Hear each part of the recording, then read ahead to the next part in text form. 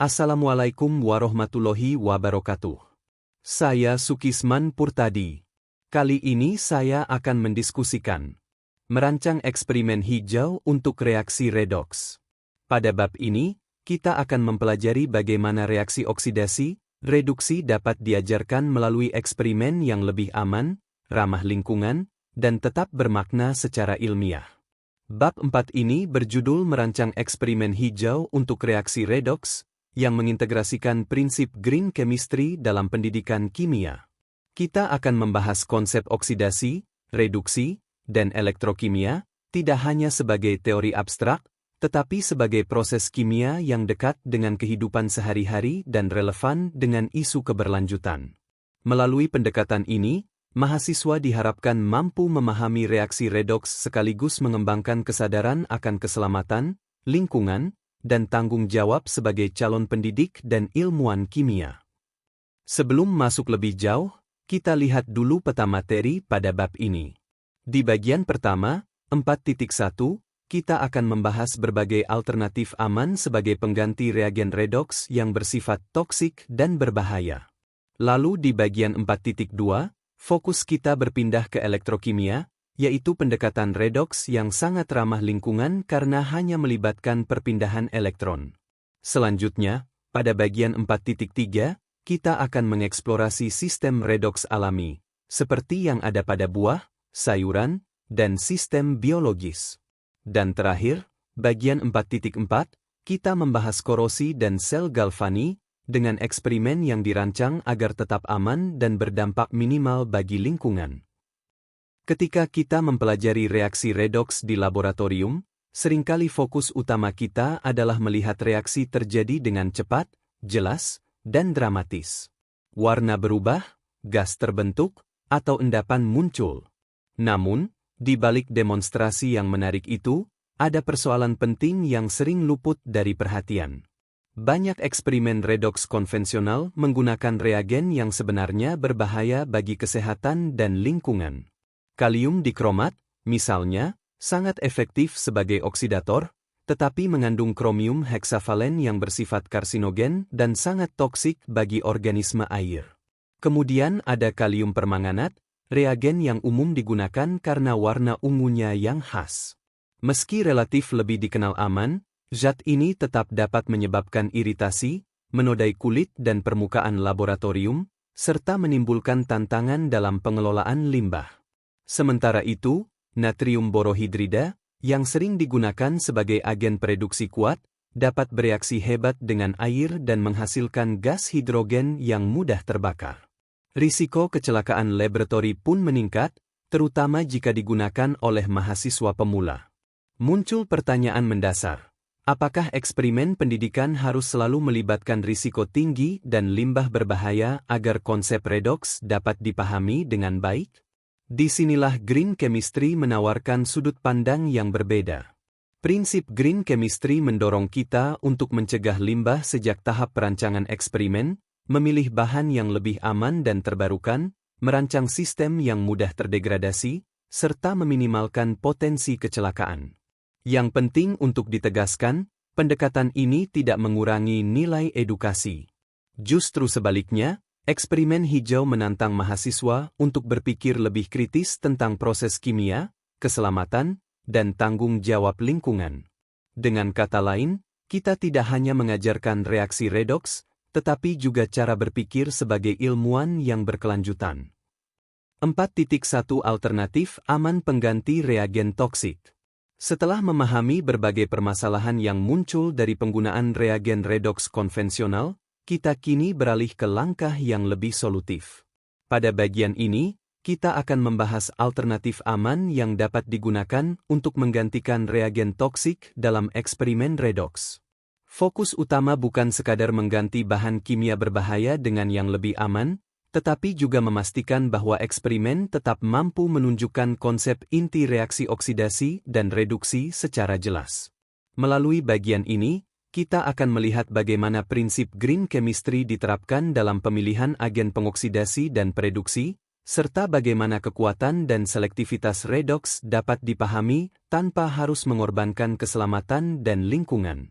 Bagian 4.1 ini akan menjadi fondasi penting untuk memahami bahwa eksperimen redoks yang baik tidak harus berisiko, melainkan dapat dirancang secara lebih bertanggung jawab dan berkelanjutan. Pada bagian ini, kita mulai dengan membahas agen pengoksidasi hijau, yaitu zat-zat yang mampu mengoksidasi spesies lain, namun memiliki risiko kesehatan dan dampak lingkungan yang jauh lebih rendah dibanding reagen konvensional. Agen pengoksidasi hijau pertama yang sangat penting dalam pendidikan kimia adalah hidrogen peroksida, atau H2O2. Zat ini merupakan oksidator yang cukup kuat dan tersedia dalam berbagai konsentrasi, mulai dari larutan encer hingga skala laboratorium. Keunggulan utama hidrogen peroksida terletak pada produk dekomposisinya. Setelah bereaksi, hidrogen peroksida terurai menjadi air dan gas oksigen, dua zat yang aman dan tidak mencemari lingkungan. Hal ini menjadikannya sangat ideal untuk eksperimen pendidikan. Selain itu, hidrogen peroksida dapat digunakan dalam reaksi oksidasi iodida yang menghasilkan perubahan warna biru tua dengan indikator amilum, sehingga tetap memberikan efek visual yang menarik dan mudah diamati oleh mahasiswa. Agen pengoksidasi hijau berikutnya adalah natrium hipoklorit, yang umum dikenal sebagai pemutih rumah tangga. Bahan ini mudah diperoleh, relatif murah, dan efektif digunakan pada eksperimen dengan substrat anorganik. Natrium hipoklorit sangat baik untuk mendemonstrasikan proses oksidasi, misalnya melalui pemutihan zat warna. Namun demikian, penggunaannya tetap perlu dikontrol, karena dapat membentuk senyawa terklorinasi jika bereaksi dengan bahan organik. Agen pengoksidasi hijau yang paling sederhana sekaligus paling ramah lingkungan adalah gas oksigen itu sendiri. Oksigen tidak menghasilkan produk samping berbahaya dan dapat diperoleh langsung dari udara atau dari hasil dekomposisi hidrogen peroksida. Sebagai contoh, reaksi oksidasi wol baja oleh oksigen menghasilkan oksida besi, yang bahkan dapat dikumpulkan dan dimanfaatkan kembali. Contoh ini menunjukkan bahwa oksidasi tidak harus menghasilkan limbah berbahaya untuk tetap bermakna secara edukatif. Melalui ketiga contoh ini, kita dapat melihat bahwa agen pengoksidasi hijau mampu mengajarkan konsep redoks secara efektif, aman, dan berkelanjutan. 4.1.2 Agen pereduksi hijau. Setelah membahas agen pengoksidasi hijau, sekarang kita beralih ke pasangan pentingnya, yaitu agen pereduksi hijau. Dalam reaksi redoks, agen pereduksi berperan sebagai zat yang menyumbangkan elektron. Banyak agen pereduksi konvensional bersifat sangat reaktif dan berisiko, sehingga diperlukan alternatif yang lebih aman untuk keperluan pendidikan. Salah satu agen pereduksi hijau yang paling ideal adalah asam askorbat, atau yang lebih kita kenal sebagai vitamin C. Zat ini secara alami terdapat pada buah-buahan dan sayuran, aman dikonsumsi, dan mudah diperoleh. Asam askorbat mampu mereduksi iodin menjadi ion iodida, serta mereduksi besi, 3, menjadi besi, 2. Produk oksidasinya, yaitu asam dehidroaskorbat, juga merupakan senyawa yang tidak berbahaya bagi lingkungan. Agen pereduksi hijau lainnya adalah glukosa dan gula pereduksi, yang banyak dijumpai dalam bahan pangan. Dalam kondisi tertentu, glukosa dapat mereduksi ion tembaga, 2, menjadi tembaga, I, oksida, seperti yang ditunjukkan pada uji Benedict. Berikutnya, natrium tiosulfat merupakan agen pereduksi yang umum digunakan dalam titrasi iodimetri. Meskipun bukan bahan alami, zat ini memiliki toksisitas rendah, mudah terdegradasi, dan menghasilkan ion sulfat yang aman sebagai produk akhir. Untuk kebutuhan reduksi yang lebih kuat, logam besi, misalnya dalam bentuk paku atau wol baja, dapat digunakan sebagai agen pereduksi yang relatif aman dan murah. Reaksi oksidasinya menghasilkan oksida besi yang mudah dikumpulkan dan bahkan dapat dimanfaatkan kembali. Melalui contoh-contoh ini, kita dapat melihat bahwa proses reduksi dalam eksperimen redoks dapat diajarkan menggunakan bahan-bahan yang lebih aman, lebih kontekstual dengan kehidupan sehari-hari, dan tetap efektif dalam menyampaikan konsep kimia yang penting.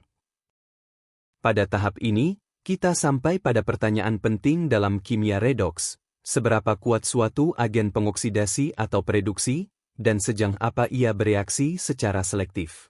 Pada slide ini, ditunjukkan rentang kekuatan oksidator, mulai dari yang relatif lemah seperti oksigen, kemudian hidrogen peroksida dengan kekuatan sedang, natrium hipoklorit yang lebih kuat, hingga kalium permanganat sebagai oksidator yang sangat kuat, namun termasuk reagen konvensional yang berbahaya. Dalam konteks green chemistry, penggunaan reagen yang lebih lemah seringkali justru memberikan nilai pedagogis yang lebih tinggi. Reaksi yang tidak berlangsung terlalu cepat memaksa mahasiswa untuk lebih memperhatikan kondisi reaksi, seperti konsentrasi, suhu, pH, dan waktu. Ketika reaksi berjalan lebih lambat, mahasiswa tidak hanya melihat hasil akhir, tetapi juga memahami proses yang terjadi. Mereka belajar bahwa laju reaksi dapat dikendalikan dan diprediksi, bukan sekadar diamati. Selain itu, dengan membandingkan berbagai agen redoks hijau berdasarkan kekuatannya, mahasiswa mulai memahami konsep deret elektromotif dan potensial reduksi standar. Mereka belajar memprediksi reaksi mana yang mungkin terjadi secara spontan, dan mana yang tidak. Dengan pendekatan ini, pembelajaran redoks tidak lagi bergantung pada reagen yang paling kuat dan paling berisiko, tetapi pada pemahaman konseptual yang lebih dalam tentang elektron, energi, dan keteraturan reaksi kimia. Inilah salah satu inti dari eksperimen hijau, bukan membuat reaksi menjadi lebih berbahaya, tetapi membuat pemahaman menjadi lebih bermakna. Pada bagian sebelumnya, kita telah melihat bagaimana pemilihan reagen yang lebih aman dapat membuat eksperimen redoks menjadi lebih ramah lingkungan. Namun, ada satu pendekatan yang bahkan melangkah lebih jauh dalam prinsip green chemistry, yaitu elektrokimia. Dalam elektrokimia, reaksi oksidasi dan reduksi tidak lagi bergantung pada penambahan agen pengoksidasi atau pereduksi secara kimia, melainkan dikendalikan langsung oleh aliran elektron melalui rangkaian listrik. Pendekatan ini menjadikan elektrokimia sebagai salah satu metode redoks yang paling hijau, karena dapat meminimalkan penggunaan bahan kimia, mengurangi limbah, dan meningkatkan keselamatan eksperimen. Selain itu, elektrokimia memiliki relevansi yang sangat kuat dengan teknologi modern, seperti baterai, sel bahan bakar, dan proses industri berkelanjutan. Pada bagian 4.2 ini, kita akan membahas bagaimana prinsip elektrokimia dapat diterapkan dalam eksperimen pendidikan melalui elektrolisis, elektrodeposisi, dan sintesis elektrokimia, dengan dampak lingkungan yang minimal namun nilai edukasi yang maksimal. Salah satu penerapan elektrokimia yang paling mudah dan paling ramah lingkungan dalam pembelajaran adalah eksperimen elektrolisis. Contoh utamanya adalah elektrolisis air. Dalam eksperimen ini, air diuraikan menjadi gas hidrogen dan gas oksigen menggunakan energi listrik, tanpa memerlukan agen pengoksidasi atau pereduksi tambahan. Pada katoda, terjadi reaksi reduksi, di mana molekul air menerima elektron dan menghasilkan gas hidrogen serta ion hidroksida. Sementara itu, pada anoda, air mengalami oksidasi dan menghasilkan gas oksigen. Eksperimen ini dapat dilakukan dengan peralatan yang sangat sederhana, seperti batang grafit dari pensil sebagai elektroda, baterai 9 volt sebagai sumber listrik, dan larutan natrium sulfat encer sebagai elektrolit. Dengan skala kecil ini, keselamatan tetap terjaga dan limbah dapat diminimalkan. Selain itu, mahasiswa dapat mengamati bahwa perbandingan volume gas hidrogen dan oksigen yang dihasilkan adalah 2:1, sesuai dengan stekiometri molekul air. Hal ini memberikan bukti langsung keterkaitan antara persamaan reaksi, struktur molekul, dan hukum kekekalan materi.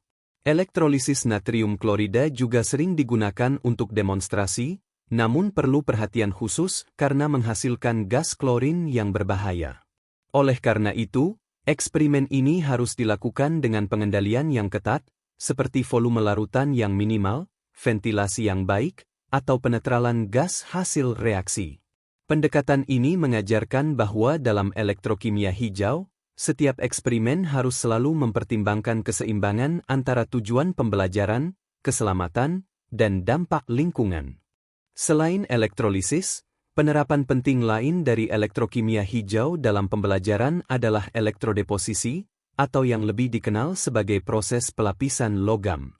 Salah satu contoh paling sederhana adalah pelapisan tembaga, menggunakan larutan tembaga sulfat dan elektroda tembaga. Ketika arus listrik dialirkan, ion tembaga di dalam larutan mengalami reduksi di katoda dan terendapkan sebagai logam tembaga, sementara elektroda tembaga di anoda mengalami oksidasi. Keunggulan dari sistem ini adalah konsentrasi larutan relatif tetap, sehingga larutan dapat disimpan dan digunakan kembali. Dengan demikian, hampir tidak ada limbah logam yang terbuang, menjadikannya contoh yang sangat baik dari prinsip konservasi sumber daya. Elektrodeposisi juga dapat digunakan untuk pemulihan logam atau metal recovery.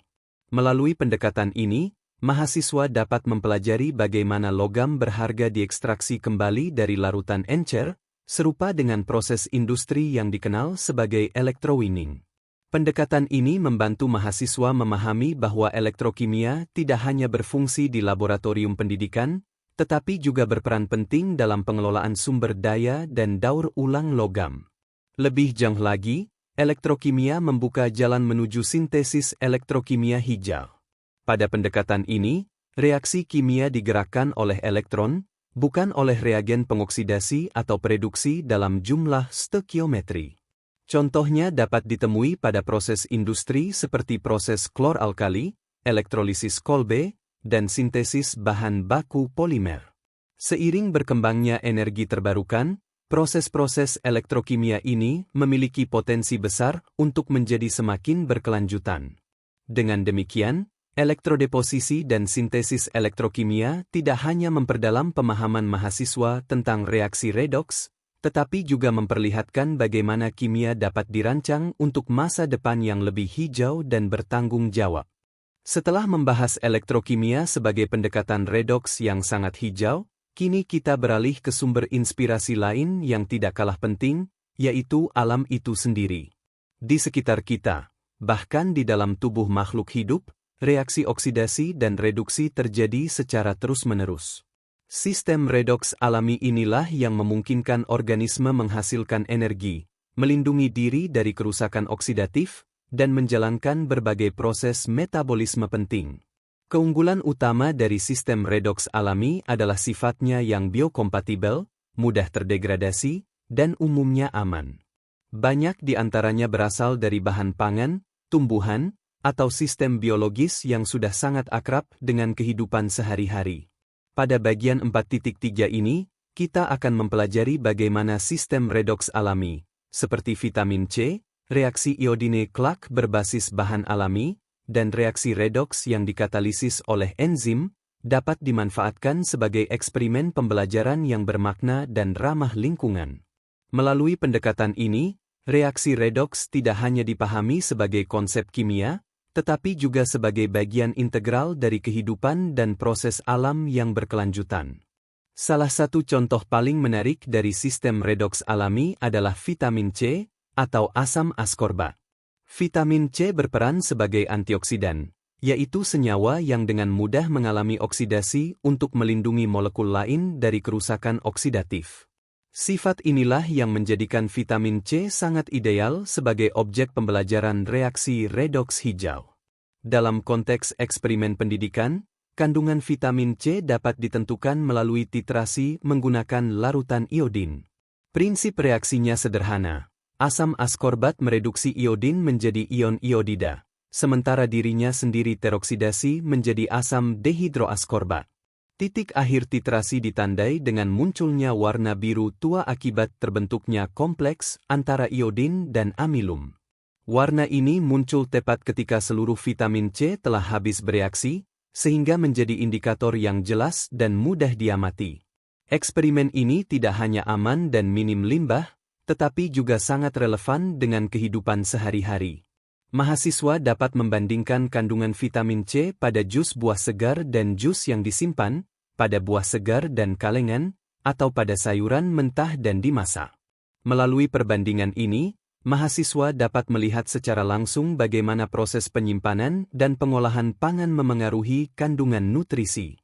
Dengan menggunakan vitamin C sebagai sistem redoks alami, pembelajaran tidak hanya menekankan perhitungan stekiometri dan reaksi redoks, tetapi juga membangun koneksi antara kimia, gizi, dan kesehatan.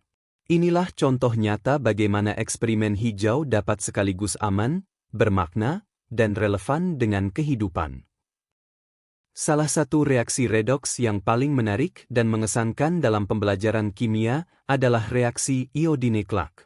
Reaksi ini dikenal karena perubahan warnanya yang tidak terjadi secara bertahap, melainkan muncul tiba-tiba setelah selang waktu tertentu, seolah-olah mengikuti hitungan waktu. Dalam versi berbasis bahan alami, vitamin C berperan sebagai agen pereduksi. Setiap molekul iodin yang terbentuk dalam reaksi akan segera direduksi kembali menjadi ion iodida oleh asam askorbat. Selama vitamin C masih tersedia di dalam larutan, tidak ada perubahan warna yang terlihat. Namun, kondisi ini hanya berlangsung sampai seluruh vitamin C habis bereaksi. Ketika semua vitamin C telah teroksidasi, iodin mulai terakumulasi di dalam larutan. Iodin inilah yang kemudian bereaksi dengan amilum dan membentuk kompleks berwarna biru tua, yang muncul secara tiba-tiba dan sangat jelas. Menariknya, waktu munculnya warna biru ini dapat dikendalikan. Dengan mengubah konsentrasi vitamin C, suhu, atau konsentrasi reaktan lainnya, mahasiswa dapat mengatur kapan warna tersebut akan muncul. Eksperimen ini sangat kuat secara pedagogis karena menggabungkan konsep reaksi redoks, laju reaksi, dan kinetika kimia dalam satu sistem yang aman dan minim limbah. Bahkan, iodine-Clark dapat digunakan sebagai demonstrasi kelas yang spektakuler, misalnya dengan beberapa kelompok mahasiswa yang menghasilkan perubahan warna secara berurutan setiap beberapa detik. Melalui reaksi ini, mahasiswa belajar bahwa kimia bukan hanya tentang hasil akhir, tetapi juga tentang waktu, mekanisme, dan kendali proses. Selain vitamin dan molekul sederhana, sistem redoks juga memainkan peran yang sangat penting di dalam proses biologis melalui bantuan enzim. Enzim merupakan katalis alami yang memungkinkan reaksi redoks berlangsung dengan sangat cepat dan selektif, pada kondisi yang ringan dan aman bagi makhluk hidup. Salah satu contoh yang paling mudah diamati adalah enzim katalase, yang dapat ditemukan dalam jaringan seperti hati dan kentang. Enzim ini mengkatalisis penguraian hidrogen peroksida menjadi air dan gas oksigen. Reaksi ini sangat penting secara biologis, karena hidrogen peroksida bersifat toksik bagi sel. Dengan adanya katalase, organisme dapat melindungi diri dari kerusakan oksidatif. Dalam konteks pembelajaran, mahasiswa dapat mengamati pembentukan gelembung oksigen sebagai bukti langsung terjadinya reaksi redoks yang dikatalisis secara biologis, serta menyelidiki pengaruh suhu, pH, dan konsentrasi terhadap laju reaksi. Contoh lain adalah enzim peroksidase, yang dapat diperoleh dari ekstrak sayuran seperti lobak. Enzim ini mengkatalisis reaksi oksidasi berbagai substrat oleh hidrogen peroksida, menghasilkan produk berwarna yang mudah diamati. Selain itu, sistem redoks biologis juga dapat dipelajari melalui garam tetrazolium, yang direduksi oleh sel hidup seperti ragi atau bakteri menjadi senyawa formajan berwarna. Perubahan warna ini menjadi indikator langsung aktivitas metabolisme dan respirasi sel. Melalui eksperimen-eksperimen ini, mahasiswa tidak hanya mempelajari reaksi redoks, tetapi juga memahami bagaimana kimia bekerja secara nyata di dalam sistem kehidupan. Pendekatan ini memperlihatkan bahwa sistem biologis merupakan contoh sempurna dari prinsip green chemistry, efisien, selektif, berkelanjutan, dan nyaris tanpa limbah. Pada bagian terakhir bab ini, kita akan membahas dua fenomena redoks yang sangat dekat dengan kehidupan sehari-hari, yaitu korosi dan sel galvani. Keduanya merupakan contoh bagaimana reaksi oksidasi dan reduksi terjadi secara spontan pada material, terutama logam, ketika berinteraksi dengan lingkungan. Korosi sering kita kenal sebagai proses perkaratan yang merusak material dan menimbulkan kerugian ekonomi serta dampak lingkungan. Sebaliknya, sel galvani memanfaatkan proses redoks yang sama untuk menghasilkan energi listrik yang berguna, seperti pada baterai. Melalui pendekatan green chemistry, kedua topik ini dapat diajarkan dengan cara yang lebih aman dan bertanggung jawab, menggunakan bahan sederhana, skala kecil, serta sistem yang memungkinkan penggunaan ulang dan minim limbah. Pada bagian 4.4 ini, kita akan melihat bagaimana eksperimen korosi dan sel galvani dapat dirancang tidak hanya untuk memperjelas konsep elektrokimia, tetapi juga untuk menanamkan kesadaran akan dampak lingkungan dan pentingnya keberlanjutan dalam praktik kimia. Korosi merupakan salah satu contoh paling nyata dari reaksi redoks yang terjadi secara spontan di lingkungan sekitar kita. Dalam proses ini, logam, terutama besi, mengalami oksidasi ketika bereaksi dengan air dan oksigen. Meskipun tampak sederhana, korosi sesungguhnya merupakan sistem elektrokimia yang kompleks, melibatkan reaksi oksidasi dan reduksi yang terjadi di lokasi berbeda pada permukaan logam. Untuk mempelajari proses ini secara aman, eksperimen korosi dapat dirancang menggunakan skala kecil dan bahan yang relatif tidak berbahaya, seperti paku besi dan larutan sederhana. Dengan membandingkan lingkungan yang berbeda, misalnya air suling, air garam, larutan asam, larutan basa, serta air yang dilapisi minyak, mahasiswa dapat mengamati bagaimana kondisi lingkungan memengaruhi laju korosi. Lingkungan dengan kandungan elektrolit tinggi, seperti air garam, mempercepat korosi, sementara kondisi basa atau lingkungan yang terisolasi dari oksigen dapat memperlambatnya. Proses ini dapat divisualisasikan menggunakan uji indikator korosi dengan penambahan kalium ferricyanida dan phenolphthalein. Warna biru menunjukkan daerah di mana besi mengalami oksidasi, sedangkan warna merah muda menunjukkan lokasi terjadinya reaksi reduksi oksigen. Melalui visualisasi ini, mahasiswa dapat melihat secara langsung bahwa korosi bukan sekadar perkaratan, tetapi merupakan sel galvani mikro yang bekerja pada permukaan logam. Pendekatan ini tidak hanya aman dan minim limbah, tetapi juga membantu mahasiswa memahami prinsip dasar elektrokimia secara lebih konkret, sambil tetap menerapkan prinsip green chemistry dalam pengelolaan bahan dan produk reaksi. Selain mempelajari korosi sebagai proses redoks yang merugikan, kita juga dapat melihat sisi lain dari reaksi redoks, yaitu kemampuannya untuk menghasilkan energi listrik melalui sel galvani. Contoh yang sangat sederhana dan mudah dilakukan adalah sel galvani dari bahan pangan, seperti kentang, lemon, atau buah-buahan lainnya.